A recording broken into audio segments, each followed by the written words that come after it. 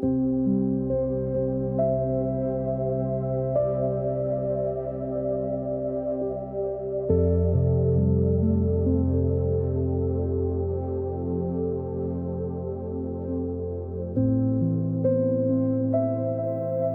est un être de transition. Il n'est pas final, car en lui et au-delà de lui s'élèvent des degrés ascendants vers la divinité supramentale.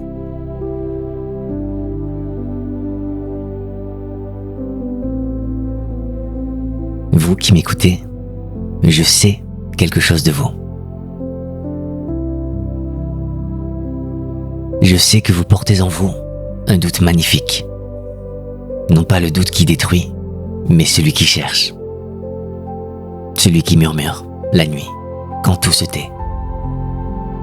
Que cette façon de vivre ne peut pas être le dernier mot de notre histoire. Vous avez senti, n'est-ce pas, cette fatigue étrange qui n'est pas celle du corps. C'est la fatigue d'un esprit qui s'épuise à séparer le monde en morceaux, tenté de le comprendre, et qui se retrouve, au bout de l'effort, plus seul qu'avant, plus fragmenté, tenant dans ses mains des poussières, là où il espérait trouver de l'or.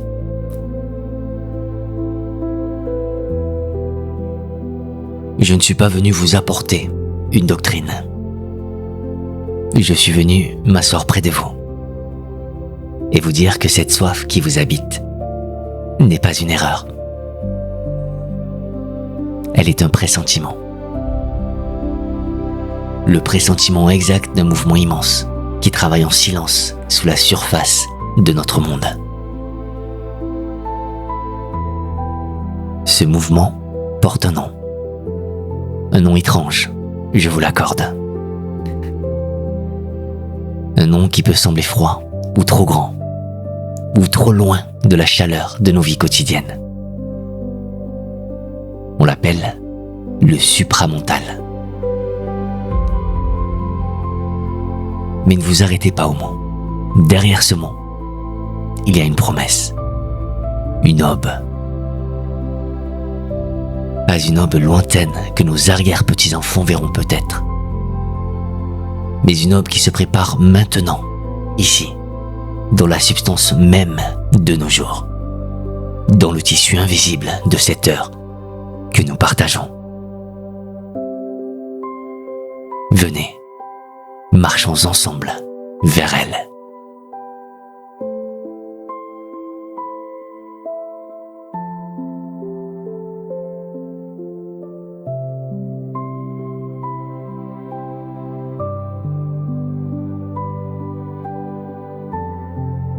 Permettez-moi de vous parler d'abord de l'outil que nous connaissons le mieux, notre mental.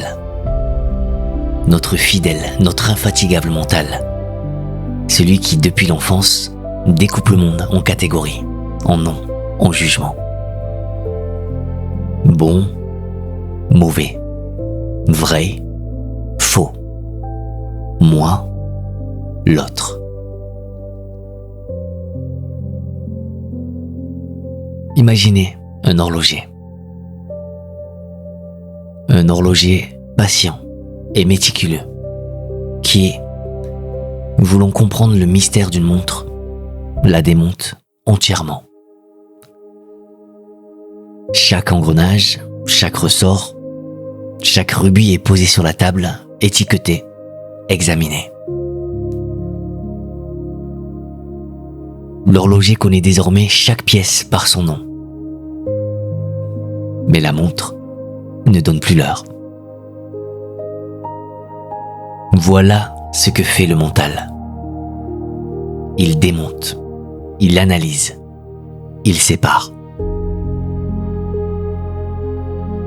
Et au bout de cette séparation, il nous laisse savants et orphelins, comprenant tout et ne tenant plus rien.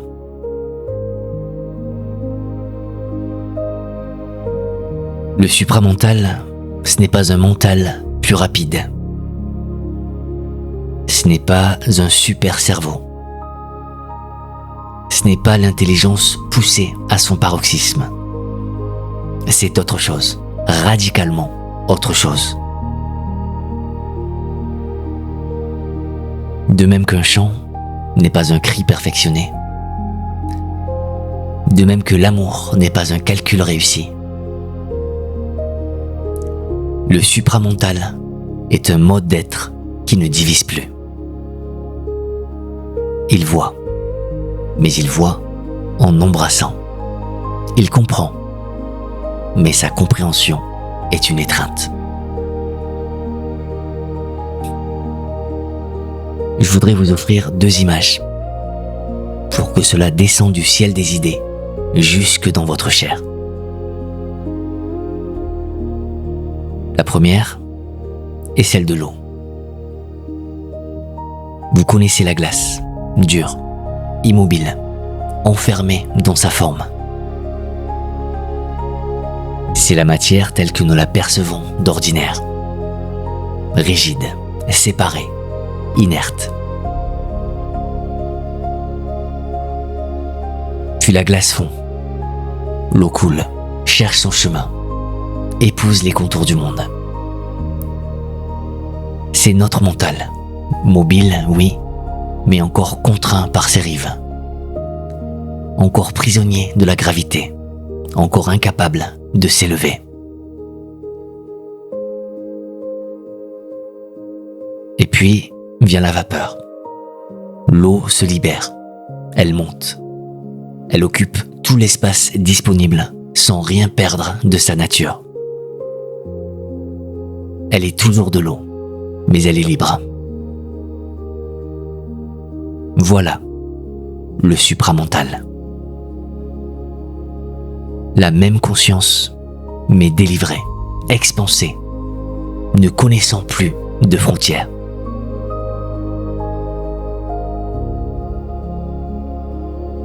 La seconde image est plus intime encore. Pensez à la chenille. Cet être lent, attaché à sa branche, dont tout l'horizon se résume à la feuille suivante. Un jour, quelque chose en elle la pousse à tisser un cocon. Elle ne sait pas pourquoi. Elle ne décide pas de voler. Elle ne se fabrique pas des ailes dans un atelier secret. Non. Elle consent à une dissolution. Tout ce qu'elle était se défait. Il y a un moment, dans le cocon, où la chenille n'existe plus et où le papillon n'existe pas encore. Un moment de nuit totale, de confiance absolue. Et puis le papillon déploie ses ailes et le ciel s'ouvre. C'est cela, très exactement, qui nous attend. Non pas un perfectionnement, non pas une amélioration prudente de ce que nous sommes déjà, mais une métamorphose, un changement de nature.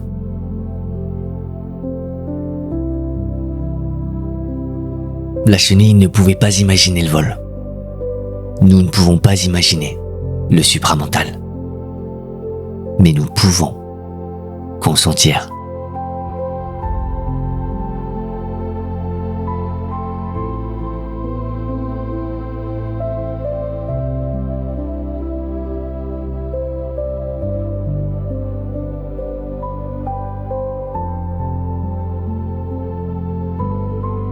Transportons-nous maintenant dans un lieu précis de la Terre, Pondichéry, au sud de l'Inde.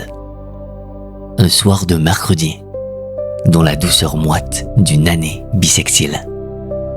Le 29 février 1956.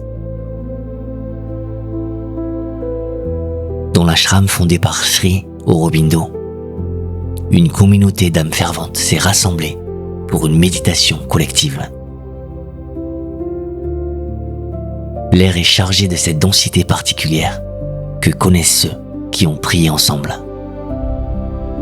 Les corps sont immobiles. Les souffles se sont ralentis. Les yeux sont clos.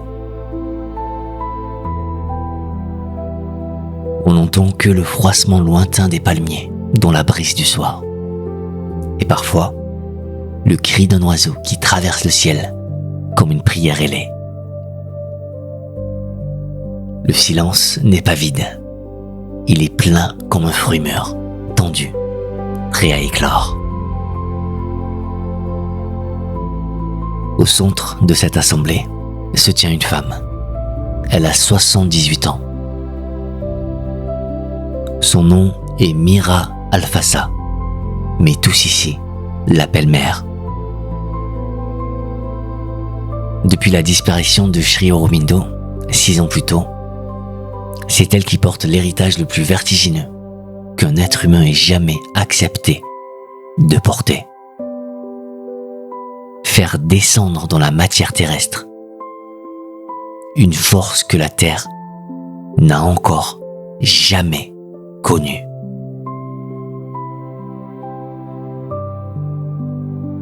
Ce soir-là, dans sa vision intérieure, quelque chose se produit. Quelque chose d'irréversible. Elle voit une porte.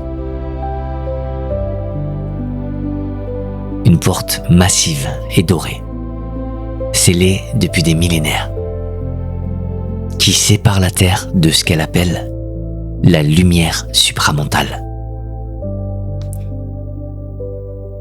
Et cette porte, sous une pression formidable venue d'en haut, commence à céder. Elle ne s'ouvre pas doucement. Elle cède, comme un barrage qui rompt. Et un torrent de lumière, d'une densité que les mots humains ne peuvent qu'effleurer, s'engouffre dans l'atmosphère terrestre. Une lumière dorée, chaude, vivante, intelligente, qui n'éclaire pas les choses du dehors, mais qui les pénètre, qui entre dans la matière même du monde. Et Mère prononce ces mots, que je vous transmets tels qu'elle les a dit.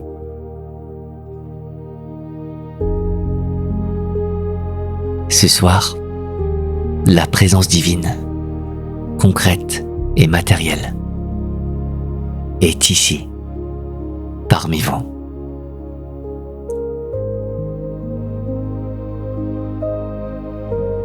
Parmi vous. Pas au-dessus de vous. Pas dans un ciel lointain. Parmi vous. Dans cette pièce. Dans cet air. Le lendemain matin, le soleil s'est levé comme d'habitude. Les journaux du monde entier ont parlé de politique, de sport, de marché financier. Personne, nulle part, n'a su qu'un événement d'une portée incalculable venait de se produire dans le silence d'un ashram indien. C'est toujours ainsi que les choses essentielles arrivent. Sans bruit, sans témoin. Comme la première cellule vivante est apparue dans un océan que personne ne regardait. Mais cette force, une fois descendue, n'est pas repartie. Elle est là.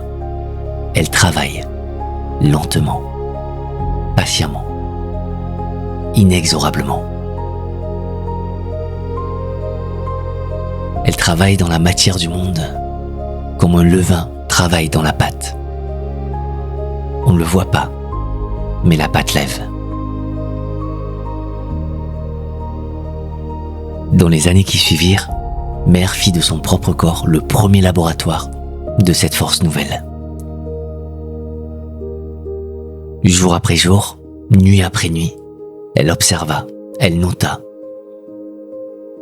Elle vécut dans sa chair les premiers frémissements d'une matière qui apprend à recevoir une lumière qu'elle n'avait jamais porté. Ce fut un travail obscur, douloureux parfois, immense toujours. Un travail solitaire, dont le monde ne savait rien, et qui pourtant concernait chaque être vivant sur Terre. Un travail sans précédent dans l'histoire humaine.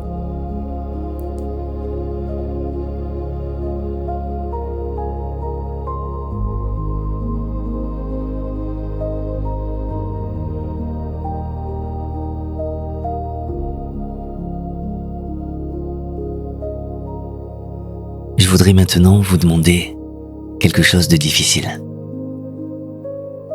Je voudrais vous demander de suspendre l'espace de quelques minutes tout ce que le monde vous a appris à croire impossible. Et si c'était vrai? Non pas vrai comme une théorie est vraie, dans les livres et les colloques. Vrai comme le printemps est vrai, quand il force les bourgeons, et qu'aucune puissance au monde ne peut l'empêcher. Imaginez un instant que la séparation entre vous et le monde se dissolve. Non pas dans une extase passagère, non pas dans un état mystique réservé aux saints, mais dans votre perception ordinaire, quotidienne, définitive. Vous regardez un arbre et vous sentez, dans votre propre poitrine, la montée de sa sève.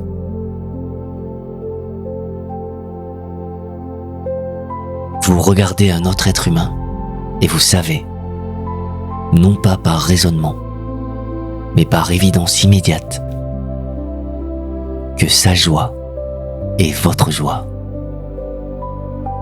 que sa blessure est votre blessure, que vous êtes, lui et vous, deux vagues du même océan.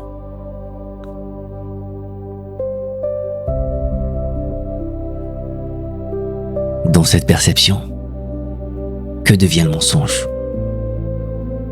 Il devient impossible. Comment mentir à quelqu'un que vous ressentez comme vous-même?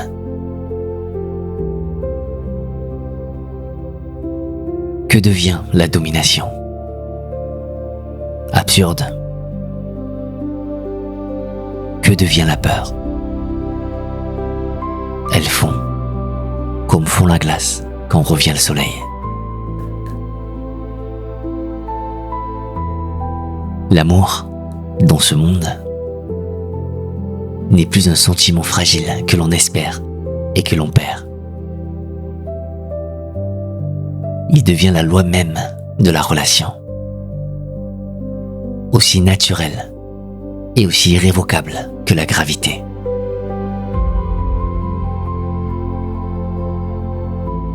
Et le temps, notre geôlier le plus intime, le temps.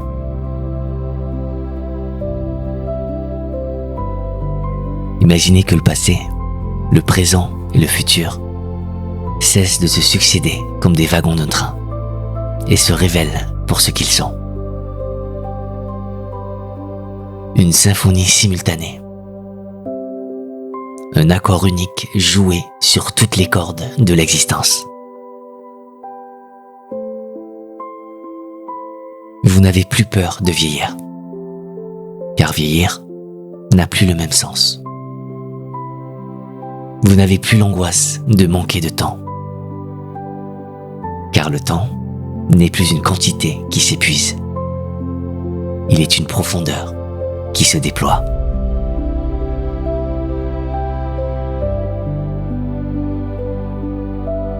Mais Sri Aurobindo et Mère sont allés plus loin encore. Plus loin que quiconque n'avait osé rêver. Ils ont parlé du corps lui-même, de la matière, de la dernière forteresse de l'inconscience, Mère a dit dans ses carnets intimes: les cellules elles-mêmes apprennent. Elles apprennent à recevoir la lumière.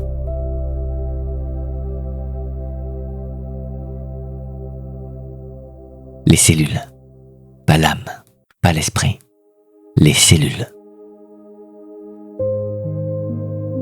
Ces milliards de petites vies silencieuses qui composent notre chair, qui battent, qui respirent, qui se renouvellent sans que nous y pensions jamais, et qui, depuis la nuit des temps, obéissent aveuglément aux lois anciennes de la décomposition et de la mort.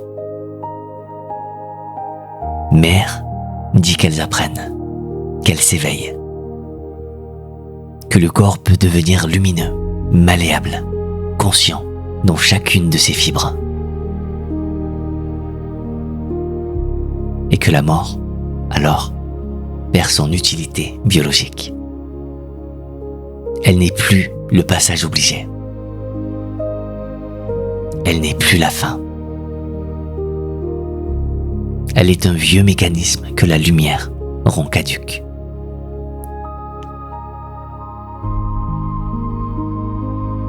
Et la société? Que devient une société composée d'êtres qui ne sont plus séparés? Les luttes de pouvoir s'éteignent.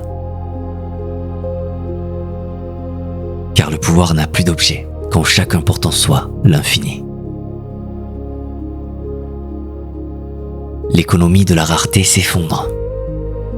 Car la rareté est une illusion née de la peur. Et la peur est née de la séparation. Ce qui la remplace n'a pas encore de nom dans nos langues. Peut-être le mot le plus proche serait-il abondance. Non pas l'abondance des choses, mais l'abondance de l'être.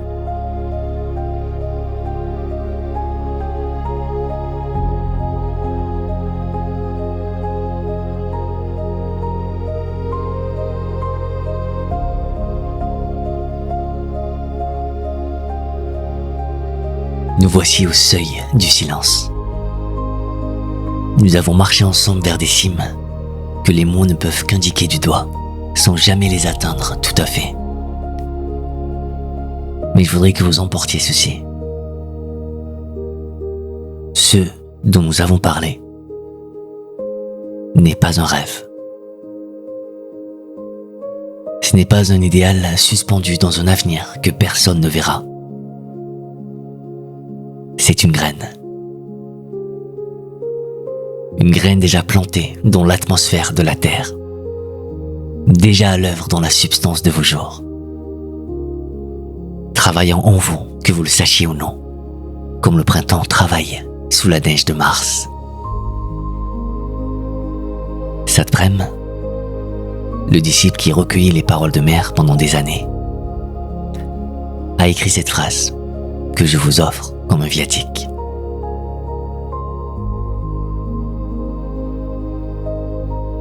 L'aventure spirituelle est la seule qui vaille la peine d'être vécue, parce qu'elle change tout le reste.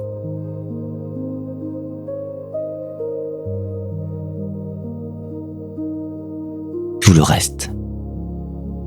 Votre façon de regarder le matin. Votre façon de traverser la souffrance. Votre façon d'aimer. Vous n'avez pas besoin de tout comprendre. Vous n'avez pas besoin de devenir quelqu'un d'autre. Vous avez seulement besoin de faire un peu d'espace. Un peu d'espace dans le tumulte de vos pensées. Un peu de silence dans le vacarme de vos certitudes. Pour que cette lumière, qui ne demande rien d'autre qu'un passage, puisse entrer et faire son œuvre.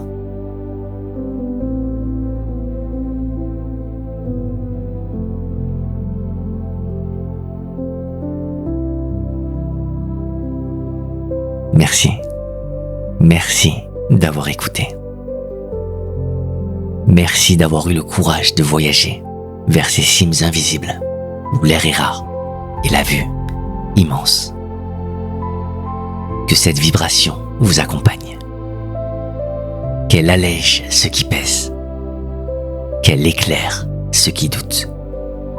Qu'elle adoucisse ceux qui résistent encore. Et qu'elle vous rappelle, dans les heures les plus ordinaires de votre vie, cette chose extraordinaire. Au fond de vous, un monde nouveau respire déjà.